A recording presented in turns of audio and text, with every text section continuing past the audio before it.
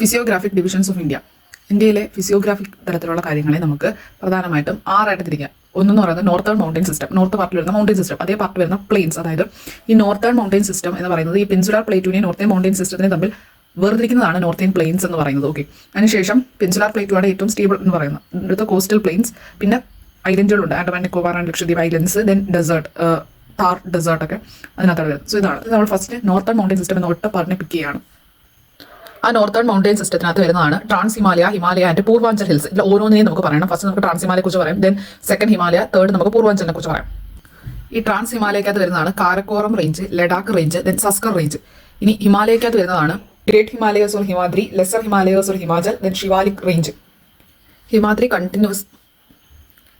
Continuous range ആണ്. So അതുകൊണ്ട് തന്നെ അതിനകത്ത് പ്രത്യേകിച്ച് നമുക്ക് ഒരു മലനിരക്കിന് കണ്ടിന്യൂസ് ആയിട്ട് പോകണം. ഹിമാചൽ ഡിസ്കണ്ടിന്യൂസ് ആണ്. സോ അതുകൊണ്ട് തന്നെ ഹിമാചലിനകത്താണ് പീർപ്പാഞ്ചൽ റേഞ്ച്, മസൂരി റേഞ്ച്, മഹാഭാരത് അങ്ങനെയൊക്കെ പറയുന്ന കുറേ റേഞ്ചസ് അതിനകത്ത് വരുന്നുണ്ട്. പിന്നെ ഷിവാലിക് കുറച്ചും കൂടി ഡിസ്കണ്ടിന്യൂസ് ആയിട്ടുള്ള റേഞ്ചാണ്. അതിനകത്ത് ഈ ഷിവാലിക്കിനകത്താണ് ഡ്യൂൺസുകൾ, ഡുവാർസുകൾ ഒക്കെ കാണുന്നത്.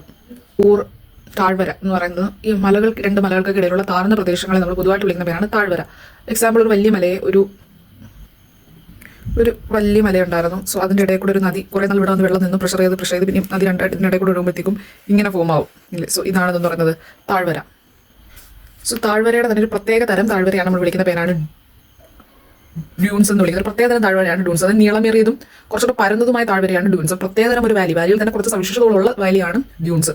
ഇനി ഡ്യൂറാൻസ് എന്തെന്ന് വെച്ചാൽ ഒരു പ്രത്യേക സ്ഥലം, അവിടെ നല്ല എക്കൽ അടിഞ്ഞൊരു എക്കൽ സമതലം എന്നൊക്കെ നമ്മൾ വിളിക്കും. അതാണ് പ്രത്യേകത. അതാണ് ഡ്യൂറാൻസ്. ഡ്യൂണുകളെ പോലെ ഒരു പ്രത്യേക ഭൂമിശാസ്ത്രപരമായിട്ടുള്ള രൂപീകരണമല്ല താഴ്വരകൾക്കുള്ളത്. അതുകൊണ്ടാണ് അതിന് താഴ്വര ഇതിനെക്കുറിച്ച് പ്രത്യേകത ഉള്ളതുകൊണ്ട് ഡ്യൂൺസ്. ഇതെന്ന് പറയുമ്പോഴത്തേക്കും എക്കൽ സമതലം. ഫിസിയോഗ്രാഫിക് ഡിവിഷൻസ് ഓഫ് ഇന്ത്യ എന്ന് പറയുമ്പോൾ ഇന്ത്യയെ പ്രധാനമായിട്ടും ആറായിട്ടാണ് തരംതിരിച്ചിരിക്കുന്നത്. അപ്പോൾ ഏറ്റവും മുകളിൽ വരുന്ന പാത്രം എന്ന് പറയുന്നത് നോർത്തേൺ മൗണ്ടൈൻ സിസ്റ്റം. പിന്നെ നമ്മൾ പറയുന്നത് പെൻസുലാർ പ്ലേറ്റുമാണ്. ഇവർക്ക് രണ്ടും ഇടയ്ക്ക് വരുന്നതാണ് നോർത്തേൺ പ്ലെയിൻസ് എന്ന് പറയുന്നത്. നോർത്തേൺ പ്ലെയിൻസിന്റെ പാർട്ടായിട്ട് നമുക്ക് ഇന്ത്യൻ ഡെസേർട്ട് എന്ന് പറയും. ഇതിനകത്തൊരു താഴെയായിട്ട് കോസ്റ്റൽ പ്ലെയിൻസ് ഉണ്ട്. കോസ്റ്റൽ പ്ലെയിൻസിനെ കുറിച്ച് പറയുകയാണെങ്കിൽ അതിന് രണ്ട് സൈഡുണ്ട്. സോ കോസ്റ്റൽ പ്ലെയിൻസ് ഉണ്ട്. കോസ്റ്റൽ പ്ലെയിൻസിനകത്ത് നമുക്ക് വരുന്ന ഐലൻഡ് പറയും. അങ്ങനെ പറയുമ്പോഴത്തേക്ക് നമുക്ക് 6 എണ്ണം വരും. ഓക്കെ, അപ്പോൾ ഇതിൽ നമ്മൾ ആദ്യം എടുക്കുന്നത് നോർത്തേൺ മൗണ്ടൈൻ സിസ്റ്റം ആണ്. നമ്മുടെ നോർത്തിൽ കുറേ മൗണ്ടൈൻസ് ഉണ്ട്. സോ ആ മൗണ്ടൈൻ സിസ്റ്റത്തിനാണ് നമ്മൾ എടുക്കുന്നത്.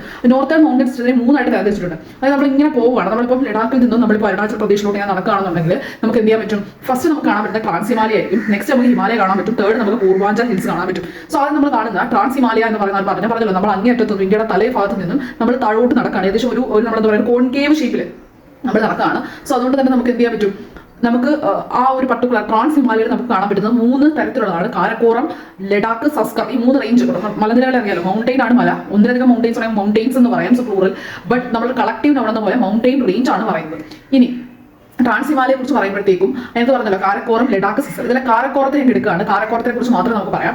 ഓക്കെ, കാരക്കോറത്തെ കുറിച്ച് പറയുവാണെങ്കിൽ കാരക്കോറം എന്ന് പറയുന്നത് പാമർ നോട്ടിൽ നിന്നും ഉത്ഭവിക്കുന്ന പോലെ തോന്നും. പാമർ നോട്ട് എന്താണെന്ന് അറിയാലോ. അവിടെ നിന്നാണ് മലകളെല്ലാം ഉത്ഭവിക്കുന്നത് പോലെ തോന്നുന്നത് പാമർ നോട്ടാണ്. സോ അവിടെ നിന്നുള്ള ഫസ്റ്റ് തുടങ്ങുന്ന പോലെ തോന്നുന്നതാണ് ആരെന്ന് പറയുന്നത് കാരക്കോറം മലനിരകൾ. അവിടുത്തെ ഹയസ്റ്റ് പീക്ക് എന്ന് പറയുമ്പോൾ ഞാൻ കാര്യം പറയാം. നമ്മുടെ ഭൂമി അല്ലെങ്കിൽ നമ്മുടെ ഒരു ഭൂമി എന്ന ഗ്രഹം എടുത്തതിന് നമ്മൾ അറിയാലോ, ഭൂമി ഒരിക്കലും ഒരു ഗോളം ടൈപ്പ് അല്ല. ഉറപ്പായിട്ടും ചില ഭാഗത്ത് പിടികളുണ്ട്, ചില കറക്റ്റ് നമുക്കൊരു ഗോളം എന്ന് പറയാൻ പറ്റത്തില്ല. സോ അത് വേറെ കൺസെപ്റ്റാണ്. ഞാൻ അതിലൂടെ പോകുന്നില്ല, അതല്ല പറയുന്നത്. അപ്പം ഭൂമിയിൽ നമുക്ക് പ്രധാനമായിട്ടും മലകൾ എടുത്തു കഴിഞ്ഞാൽ 8000 മീറ്ററിന് മുകളിൽ പോകുന്ന മലനിരകളെല്ലാം ഹയസ്റ്റ് മലനിരകളാണ്. സോ അങ്ങനെ നോക്കുവാണെങ്കിൽ നമ്മുടെ ഭൂമിയിൽ 8000 മീറ്ററിനകത്ത് മുകളിൽ പോകുന്ന മലനിരകൾ എന്ന് പറയുന്നത് 14 മലനിരകളെ 8000-ന് മുകളിൽ പോകുന്നുള്ളൂ. അത് 8000-ൽ പോകുന്ന മലനിരകൾ ഏത് ക്ലാസിഫിക്കേഷൻ പഠിച്ച് ഹിമാലയത്തിലും ട്രാൻസ് ഹിമാലയത്തിനകത്ത് കാരക്കോറത്തിലും, ട്രാൻസ് ഹിമാലയയിലെ കാരക്കോറത്തിലും, സോ ഹിമാലയത്തിലും കാരക്കോറത്തിലുമായിട്ടാണ് ഈ 8000 മീറ്ററിന് മുകളിലുള്ള എല്ലാ മലനിരകളും കിടക്കുന്നത്. ഓക്കെ, അങ്ങനെ നോക്കുവാണെങ്കിൽ 10 എണ്ണം ഹിമാലയത്തിൽ നിന്നും 4 എണ്ണം എവിടെ നിന്ന് വരുന്നത്? കാരക്കോറത്തിൽ നിന്ന് വരുന്നത്. അപ്പോൾ ഞാൻ കുറിച്ച് പറയാം ഏറ്റവും ഹയസ്റ്റ് ആരാണ്. ഞാൻ ഇത്ര കഥ ഇങ്ങനെയാണ്. ഇപ്പം മലനിരകളുടെ മത്സരം ഉണ്ടായിരുന്നു. സോ ആരൊക്കെ വന്നു? ഹിമാലയത്തിൽ ഒരു 10 പേര് വന്നു. ഈ പറഞ്ഞ കാരക്കോറത്തിൽ ഒരു 4 പേര് വന്നു. സോ ഹയസ്റ്റ് ആർക്ക് കിട്ടിയെന്ന് വെച്ചാൽ നമ്മുടെ ഹിമാലയത്തിലുള്ള മൗണ്ട് എവറസ്റ്റിന് കിട്ടി, വിച്ച് ബിലോങ്സ് ടു നേപ്പാൾ.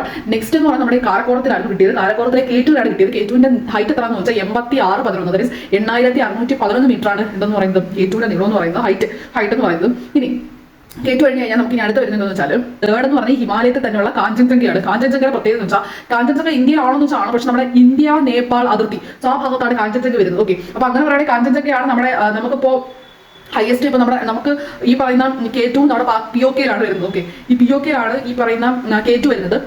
അത് കണക്കാണെങ്കിൽ ഇതിലെ ഉത്തർപ്രദേശിലുള്ള ഉത്തരാഖണ്ഡ്, ആ ഒരു പർട്ടിക്കുലർ ഉത്തരാഖണ്ഡിലുള്ള ചാമോലി എന്ന് പറഞ്ഞ ഡിസ്ട്രിക്റ്റിനകത്ത് വരുന്ന നന്ദാദേവി എന്ന് പറയുന്ന മൗണ്ടൈൻസ് റേഞ്ച് ഉണ്ട്. സോ അതിനെയാണ് നമ്മൾ എന്തായിട്ട് കണക്കാക്കുന്നത്? ഇന്ത്യക്ക് മറ്റു പ്രശ്നങ്ങൾ, അതായത് അതിർത്തി എന്ന് പറഞ്ഞൊരു വിഷയം കൺസിഡർ ചെയ്യുന്നില്ല എന്നുണ്ടെങ്കിൽ, ഓക്കെ, അതിർത്തി എന്ന വിഷയം കൺസിഡർ ചെയ്യുന്നുണ്ടെങ്കിൽ നമുക്ക് ബാക്കി ഈ പറയുന്ന നമ്മുടെ ഈ കേറ്റുവിനെ നമുക്ക് ഒഴിവാക്കേണ്ടി വരും. ഈ പറയുന്ന കാഞ്ചൻജംഗ ഒഴിവാക്കേണ്ടി വരും. അങ്ങനെ വരുവാണെങ്കിൽ നന്ദാദേവിയാണ് നമുക്ക് വരുന്നത്. ഞാൻ അവിടെ പറഞ്ഞതേ ഉള്ളൂ. ഇപ്പോൾ 10 എണ്ണം ഹിമാലയത്തിൽ നിന്നുള്ളവരാണ്, 4 എണ്ണമേ നമ്മുടെ കാരക്കോറത്തിൽ വരുന്നത്. ആ 4 ആരൊക്കെയാണെന്ന് ഒന്ന് ഞാൻ പറഞ്ഞു K2 ആണെന്ന്.